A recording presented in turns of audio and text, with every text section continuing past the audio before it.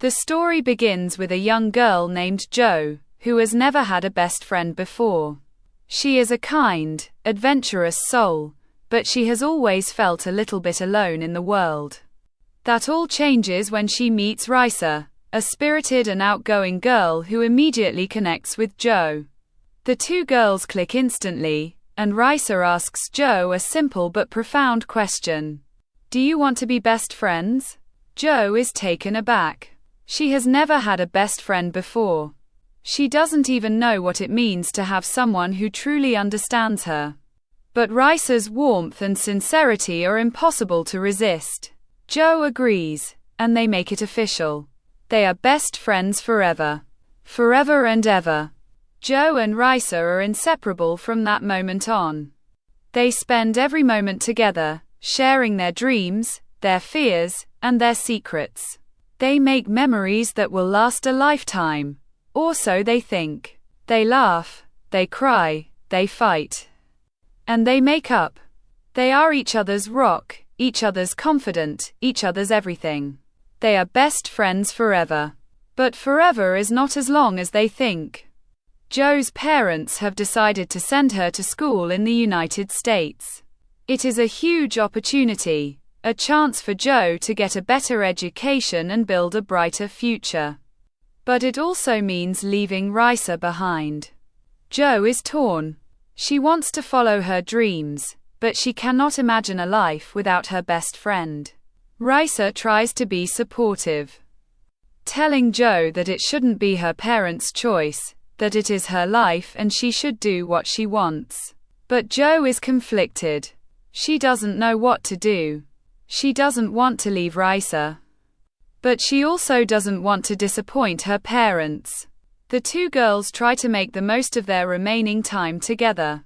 They promise to make good memories, to cherish every moment they have left. But there is a sadness that hangs over them, a sense of impending loss that they cannot shake. They don't know it yet, but their lives are about to change in ways they could never have imagined. One day, Jo and Raissa decide to go on an adventure. They want to do something special, something memorable, to mark the end of their time together. They hear rumors of a mysterious place called the Forgotten Island, a legendary place filled with magical creatures beyond their wildest imagination. The island is said to be a paradise, a place of wonder and beauty, but it is also said to be dangerous, a place where mortals should never set foot. Jo and Raissa are intrigued. They decide to find the island, to see if it is real. They don't know that the island finds you, not the other way around. They set off on their journey, following clues and rumors. The path is treacherous, and they face many challenges along the way. They encounter strange creatures and navigate dangerous terrain. But they are determined. They are best friends forever, and nothing can stop them. Eventually, they reach their destination. The Forgotten Island is real. It is more beautiful and more terrifying than they ever imagined. The island is a paradise, filled with lush greenery, sparkling waters, and vibrant colors. It is a place of magic and wonder, a place where anything seems possible. But it is also a place of danger. The longer you stay on the island, the more memories you lose. The island is ruled by a memory demon, a dark and powerful creature that feeds on the memories of mortals. She steals their most precious moments, their most cherished experiences, and leaves them empty and hollow. Jo and Raissa don't know this yet. They are too busy marveling at the beauty of the island to realize the danger they are in. As they explore the island, they encounter strange and wonderful creatures. They meet a creature that seems like a cool dog, but it is something more. It is a magical being, a guardian of the island.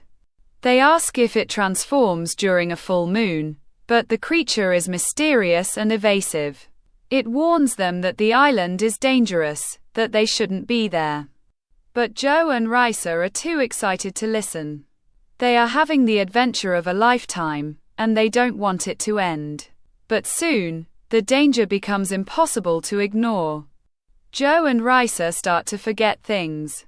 At first, it's small things, like where they left their bags or what they ate for breakfast. But then, it becomes more serious. They forget important moments. Cherished memories. They forget why they came to the island in the first place.